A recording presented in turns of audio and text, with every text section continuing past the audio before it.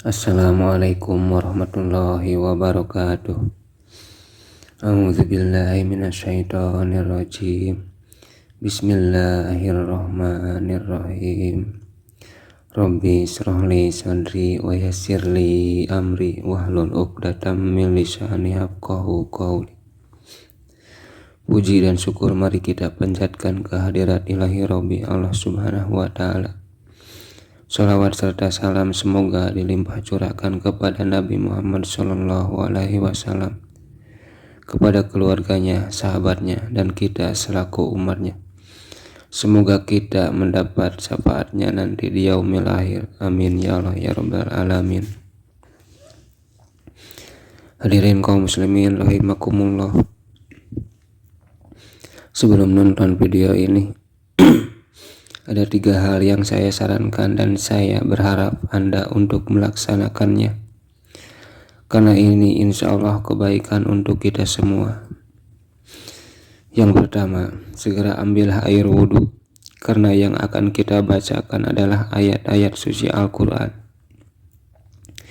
Yang kedua, Allah berfirman di dalam Al-Quran, dan apabila dibacakan Al-Quran maka dengarkanlah dan diamlah, agar kamu mendapat rahmat.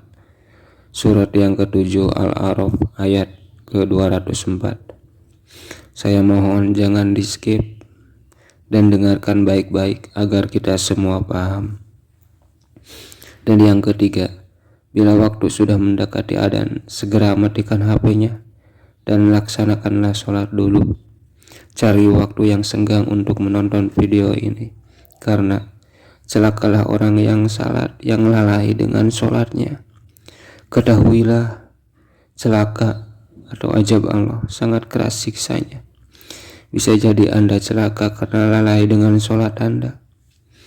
Apalagi saya yang memberi jalan karena Anda menonton video saya.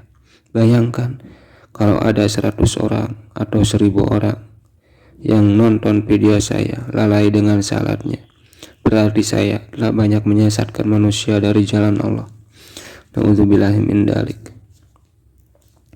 Jika Anda sudah melaksanakan 3 hal yang saya sarankan tadi, saya lanjutkan videonya.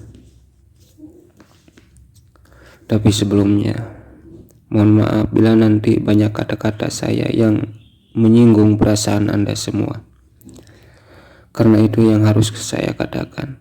Saya tidak boleh menyembunyikan ayat-ayat Allah, menguranginya, apalagi menambahkannya. Kewajiban saya hanya membacakan sebagian ayat-ayat Allah yang saya tahu. Dan tolong koreksi diri saya, karena manusia tidak luput dari yang namanya salah dan lupa. Hadirin kaum muslimin rahimakumullah. Salah satu tanda sebelum terjadinya hari kiamat yaitu munculnya Dajjal. Tidak ada fitnah yang paling besar semenjak Nabi Adam diciptakan sampai hari kiamat, yaitu fitnah Dajjal. 1/3 manusia di bumi akan terkena fitnah Dajjal. Sadarkah Anda kalau Dajjal sekarang ada di tengah-tengah kita, hidup bersama kita? Manusia yang seharusnya bergantung kepada Allah malah bergantung kepada dia. Manusia yang seharusnya banyak mengingat Allah malah banyak mengingat dia. Manusia yang seharusnya mengutamakan perintah Allah malah mengutamakan dia. Inilah dia sosok Dajjal itu. Bagi Anda yang ingin menertawakan saya karena saya menganggap ini Dajjal, silahkan. Mau menganggap saya kurang akal, silahkan. Tapi coba dengarkan baik-baik. Saya akan coba jelaskan. Yang pertama menurut hadis, yang kedua menurut Al-Quran, yang ketiga menurut pengalaman yang sedang kita alami. Kalau sosok Dajjal itu HP, jangankan Nabi Isa, anak kecil pun bisa membunuhnya, tidak dicas juga mati.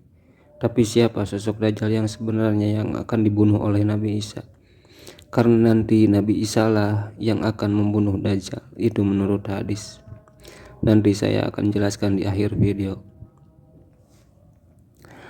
Para ilmuwan bila membuat suatu benda mengambil contoh dari alam, seperti halnya kamera mengambil contoh dari mata. Coba hidupkan kamera HP kita, bisa melihat. Dan kalau kameranya ditutup pakai tangan, gelap, tidak bisa melihat. Begitupun dengan mata kita sama. Menurut hadis, Dajjal itu depannya memiliki dua mata, yang satu matanya normal dan yang satu lagi seperti anggur yang sudah kering, dan di belakangnya memiliki lebih dari satu mata. Coba kita perhatikan HP kita masing-masing. Semua kamera HP depannya satu, dan coba perhatikan lagi. Ada satu lubang dekat kamera, yaitu pengeras suara atau speaker. Coba perhatikan bentuk speaker dari dekat, seperti anggur yang sudah kering, dan di belakangnya memiliki lebih dari satu kamera. Ada yang 2 dan ada yang 3. Benar tidak? Coba kita pikirkan baik-baik. Kalau sosok Dajjal fisiknya seperti manusia, terus mempunyai mata yang saya sebutkan tadi, siapa yang akan terkena fitnah Dajjal? Misalkan kita melihat berita di Israel, ada sosok Dajjal yang sama persis ciri-cirinya seperti di dalam hadis. Kita semua pasti sudah lari. Hadis Nabi, jika kalian tidak ingin terkena fitnah Dajjal, larilah ke gunung atau ke gua. Coba kita pikirkan baik-baik. Kalau Dajjal fisiknya manusia, siapa yang akan terkena fitnah Dajjal? Sepertiga manusia di bumi akan terkena fitnah Dajjal. Kalau Dajjal fisiknya manusia dan cuma satu, siapa yang akan terkena fitnah Dajjal? Manusia di bumi ini jumlahnya bukan ratusan, ribuan, jutaan, tapi jumlahnya itu miliaran. Coba kita pikirkan baik-baik, bagaimana mungkin jumlah manusia sebanyak itu bisa dia sesatkan? Tapi dengan HP ini, siapa yang tidak terkena fitnahnya? Mulai dari anak usia 5 tahun bisa antang sampai berjam-jam, sedangkan itu tidak baik. Mulai dari video tak senonoh, pinjol, judi, dan yang lainnya. Larilah ke gunung atau ke gua bila kalian tidak ingin terkena fitnah Dajjal. Coba kita lari ke gunung atau ke gua. HP ini bisa digunakan atau tidak? Tidak, karena di gunung tidak akan ada sinyal. Tidak akan ada yang jualan kuota, dan yang pastinya tidak akan terhubung dengan wifi. Benar tidak? Dan menurut hadis, Dajjal memiliki kendaraan yang sangat cepat, tapi entah berapa jumlah sayapnya. Bisa mengelilingi bumi hanya dalam hitungan detik, mempunyai kecepatan melebihi angin dan hujan. Coba kita pikirkan baik-baik. Kalau Dajjal wujudnya manusia, terus naik kendaraan yang mempunyai sayap untuk menyesatkan manusia, siapa yang akan terkena fitnahnya? Karena kita sudah tahu ciri-cirinya. Tapi apa yang dimaksud dengan kendaraan Dajjal itu? Coba kita lihat keluar angkasa, yaitu satelit, mempunyai baling-baling seperti sayap, tapi entah berapa jumlahnya saya kurang tahu. Kalau tidak ada satelit, HP ini tidak akan berfungsi, tidak bisa internetan, tidak bisa nonton YouTube. Kita tinggal tekan mau pergi kemanapun bisa, ke Arab, ke Jepang, Amerika, hanya dalam hitungan detik. Benar tidak? Dan menurut hadis, ada tulisan kafir di jidatnya, tapi hanya orang berimanlah yang bisa melihatnya. Orang kafir tidak bisa melihatnya. Coba kita pikirkan baik-baik. Kalau Dajjal fisiknya manusia, terus ciri-cirinya sama persis dengan yang saya sebutkan tadi, tanpa ada tulisan kafir pun di jidatnya, semua orang tahu, sudah mengenal kalau itu Dajjal. Tapi apa yang dimaksud dengan tulisan kafir di jidatnya? Di belakang jidat itu tempatnya otak. Dan kita tahu kalau HP buatan orang kafir, bukan orang Islam. Jadi maksudnya dengan tulisan kafir di jidatnya itu, dalang dari semua ini adalah perbuatan orang-orang kafir, karena merekalah yang telah membuat HP ini. Benar atau tidak? Bisa mengendalikan hujan dengan izin Allah. Yang dimaksud dengan mengendalikan itu bukan berarti bisa menurunkan hujan, tapi bisa mengendalikan itu. Maksudnya tahu sekarang akan turun hujan, tinggal lihat langit mendung, tinggal tekan lihat ke Google, benar tidak? Bisa menghidupkan orang tua kita yang sudah meninggal. Terus orang tuanya berkata, sembahlah dia nak, dia adalah Tuhanmu. Maksudnya adalah, coba kita periksa HP kita masing-masing. Orang yang telah ditinggalkan oleh orang tuanya pasti punya kenangan, yaitu video orang tuanya yang sudah meninggal. Dan coba diputar, terasa hidup kembali. Kalau misalkan Dajjal bisa menghidupkan orang-orang yang sudah meninggal, itu mustahil. Nabi kita saja, Nabi Muhammad, tidak bisa menghidupkan orang yang sudah meninggal, apalagi si Dajjal. Dan Nabi bersabda, jika Nabi hidup pada masa Dajjal, Nabi sendirilah yang akan membunuhnya. Terus orang tuanya berkata, sembahlah dia nak, dia adalah Tuhanmu. Yang dimaksud dengan mengambil sembahan selain Allah atau menuhankan itu bukan berarti kita ruku, sujud dan menganggap dia Tuhan. Tapi yang disebut dengan menuhankan itu lebih mengutamakan perintah yang lain daripada perintah Tuhan. Sebagai contoh, saking asik-asiknya main HP, disibukkan dengan main HP. Pas waktu adzan duhur tiba, kita lalai dengan sholat kita, bahkan sampai tidak melaksanakan sholat karena disibukkan dengan asiknya main HP. Itu yang disebut dengan menuhankan, lebih mementingkan perintah yang lain daripada perintah Tuhan. Dan kaum wanita lah yang paling banyak menjadi para pengikut Dajjal. Itu hadisnya. Coba kita pikirkan lagi, kalau sosok Dajjal itu seperti yang saya sebutkan, sosoknya yaitu manusia, siapa yang akan terkena fitnahnya? Kita semua sebagai seorang suami sudah pasti melarang istri kita untuk mendekatinya. Tapi apa maksud yang sebenarnya? Yang paling banyak waktu main dengan HP siapa? Kaum wanita. Laki-laki disibukkan dengan pekerjaannya dari pagi sampai sore. Hampir tak ada waktu untuk main HP.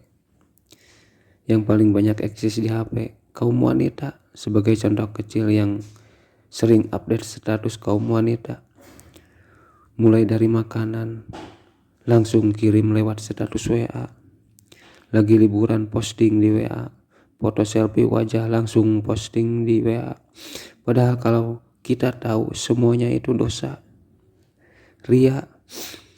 Wanita muslim menurut agama Islam itu seharusnya memakai cadar, wajah tertutup kecuali mata. Ingatlah, Allah mengetahui segala isi hati. Tidak ada yang tersembunyi dari Allah. Apa yang kita ucapkan dan apa yang kita rahasiakan, Allah mengetahui semuanya. Dajjal menjanjikan surga bagi orang-orang kafir.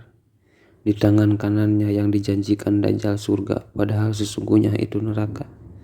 Dan di tangan kiri Dajjal neraka, padahal itu surga. Itu salah satu tipu daya Dajjal, hanya tipuan belaka. Saya telah menjelaskan siapa orang-orang kafir itu di video sebelumnya, yaitu mereka lah orang-orang kaya yang hidupnya mewah di komplek-komplek para PNS.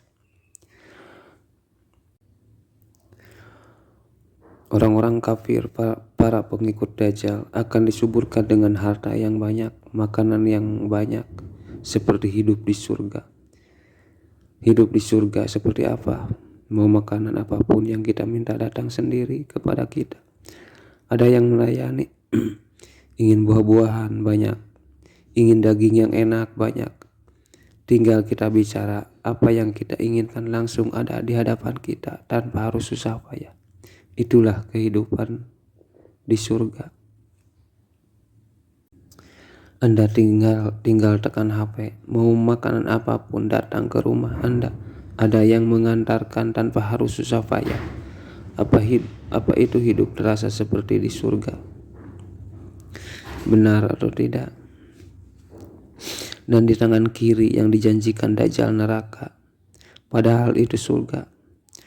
Anda tinggalkan HP, pesan Nabi, larilah ke gunung atau ke gua bila tidak ingin terkena fitnah Dajjal. Apa yang akan Anda alami bila itu semua dilakukan? Sudah pasti Anda akan sengsara, hidup seperti di neraka. Sebenarnya fitnah Dajjal itu atau tipu daya Dajjal itu lemah, tidak ada apa-apanya bagi orang-orang yang beriman. Kita fokus main HP, lupa untuk mengingat Allah. Kita mengingat Allah, tapi tidak fokus dengan apa yang ditonton. Tinggalkan HP, perbanyaklah mengingat Allah agar kalian beruntung saat pagi hari, sore hari, saat duduk berdiri dan berbaring. Terus menurut hadis, Dajjal itu mempunyai pasukan khusus untuk melawan Imam Mahdi. Entah berapa jumlahnya, ada yang mengatakan 72.000, ada pula yang mengatakan 73.000. Dan pasukan Dajjal itu bisa berpergian kemanapun keliling dunia kecuali ke kota Mekah dan Madinah karena dijaga oleh ribuan malaikat. Begitupun Dajjal sama bisa bepergian keliling dunia kecuali ke kota Mekah dan Madinah karena dijaga oleh ribuan malaikat. Dan saya dulu pernah mendengar ada pasukan khusus yang dipersiapkan oleh orang-orang kafir untuk melawan Imam Mahdi. Jumlahnya sekitar 72.000, tapi saya lupa lagi entah negara mana. Jadi intinya telah dipersiapkan jauh-jauh hari oleh orang kafir untuk menyambut kedatangan Dajjal dan melawan pasukan Imam Mahdi. Karena bukan orang Islam saja yang percaya tentang kisah Dajjal, orang-orang Kristen pun percaya. Coba kita pikirkan baik-baik. Pasukan Dajjal tidak masuk ke kota Mekah dan kota Madinah karena menurut hadis di setiap pintu dijaga oleh ribuan malaikat. Jadi cuma bisa mengintai di setiap pintu-pintu. Bisa jadi ini maksudnya bukan berarti setiap kali pasukan Dajjal mau masuk ke kota Madinah terus dihadang oleh malaikat. Mereka melihat sosok malaikat yang menghadang mereka dan mereka tidak jadi masuk karena ada malaikat. Kalau itu sampai terjadi, pasukan Dajjal melihat sosok malaikat, pasti mereka takut dan bertobat. Tapi yang dimaksud dengan dijaga ribuan malaikat itu yang namanya bukan orang Islam, Kristen. Jangankan pasukan Dajjal, orang Indonesia pun kalau agamanya bukan selain Islam, tidak akan bisa masuk ke kota Mekah dan Madinah. Mereka harus bersyahadat dulu, masuk Islam dulu, baru bisa masuk ke kota Mekah dan Madinah. Begitupun sama pasukan Dajjal tidak akan bisa masuk ke kota Mekah Madinah karena mereka itu agamanya selain Islam. Jadi intinya mereka harus bersyahadat dulu, masuk Islam baru bisa masuk ke kota Mekah dan Madinah. Jadi mungkin walau alam itu maksudnya, yang dimaksud dengan dijaga oleh ribuan malaikat. Jadi sosok nanti yang dibunuh oleh Nabi Isa itu mungkin adalah orang yang sangat berpengaruh. Jabatannya tinggi, mungkin presiden, orang nomor 1. Tapi entah siapa orangnya, dari negara mana asalnya, saya tidak tahu. Wallahu alam, hanya Allah lah yang tahu. Terus nanti Nabi Isa ditugaskan oleh Allah untuk membunuh Dajjal. Nabi Isa turun dari langit. Saking panasnya Nabi Isa turun ke bumi. Yang pertama, melelehlah kendaraan si Dajjal, yaitu yang saya maksud satelit. Kalau satelit meleleh rusak otomatis listrik akan mati, komputer, HP, kendaraan tidak bisa dipakai. Senjata-senjata yang canggih mulai dari rudal, roket tidak bisa digunakan, hanya akan menjadi bangkai yang tidak berguna. Lalu Nabi Isa dan pasukan Imam Mahdi akan berperang melawan orang-orang kafir pasukan Dajjal seperti zaman dulu, menggunakan pedang, panah. Tidak ada kendaraan, hanya jalan kaki dan naik kuda. Wallahu alam, hanya Allah lah yang tahu benar atau salahnya. Wallahu alam, hanya Allah lah yang tahu.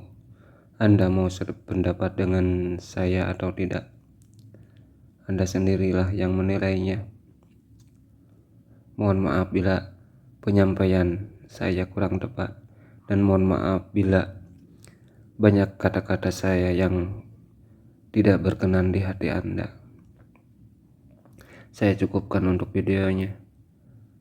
Wabillahi taufiq wal hidayah. Wassalamualaikum warahmatullahi wabarakatuh.